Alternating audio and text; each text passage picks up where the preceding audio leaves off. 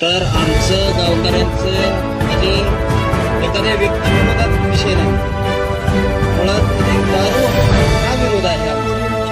मुळात दारू हा विरोध आहे आमचा.